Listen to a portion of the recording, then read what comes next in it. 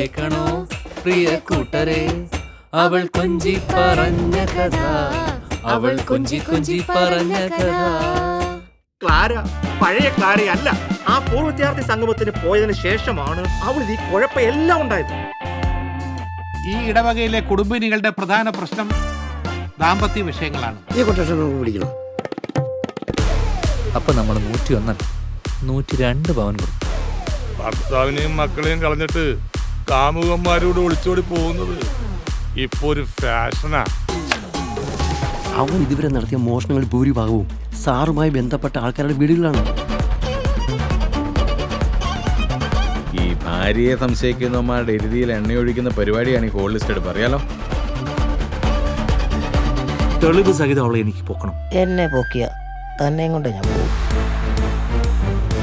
Sir, ഞാൻ ഇന്നലെ രാത്രി പാത്രം കഴുകൊണ്ടിരുന്നപ്പോഴേ പുറത്തൊരു ബക്കറ്റ് നീങ്ങണ പോലെ തോന്നി. അവന്മാര് CCTV എന്തോ പണി ഒപ്പിച്ചിട്ടുണ്ടാവും. രണ്ടിനെ ഞാൻ തട്ടും. എനിക്ക് തോന്നുന്നത് തനിക്കിട്ട് ആരോ പണിയൊന്നുണ്ടെന്നാണ്.